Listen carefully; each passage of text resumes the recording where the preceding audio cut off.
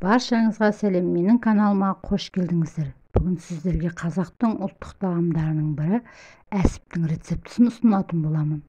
Ол үшін бізге алдын ала қайнатылған өкпе, бауыр, жүрек қойдың ішкі құрылысынан жасайтын боламыз.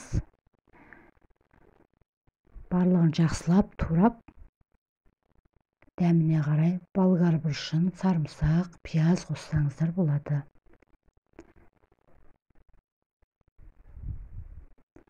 Барлығын етшеккіштен өткізіп аламыз.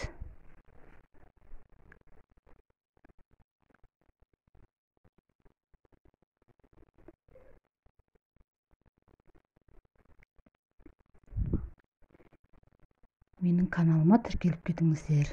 Видеоны соңына дейін көріңіздер.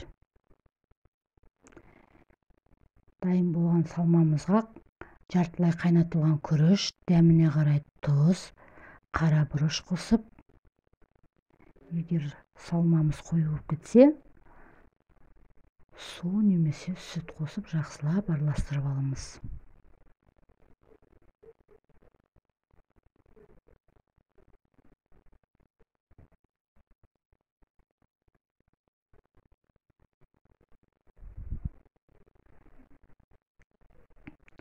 Менде қойдың шегі, қойдың тоқшегі, бір басын жақсылап байлап аламыз да, 1,5 литрлік баклажканың көмегімен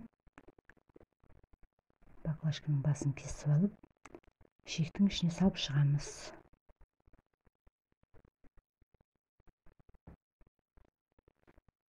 Сіздер де осы рецептімен жасап көріңіздер.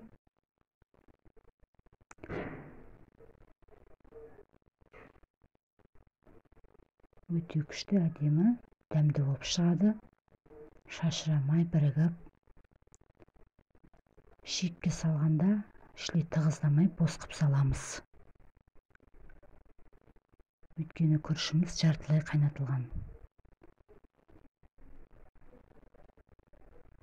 Күрішіміз әлі де піседі. Сол кезде тығыздасаңыздар, жарылып кетуі мүмкін шегіміз.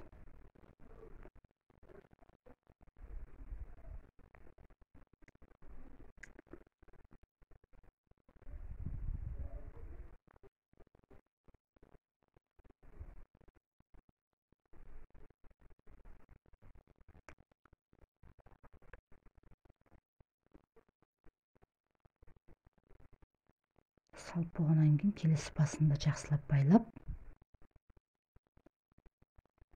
зубочистканың көмегімен ауасын шығарып аламыз. Тесіп әршінің. Сөйтіп салқын суға әсіміз салып, баяу отта қайнатамыз. Қайнаған кезде бетіндегі көбіктерін алып, әр жерінен тесіп қоямыз. Міне осымен әсібіміз дайын, ас болсын.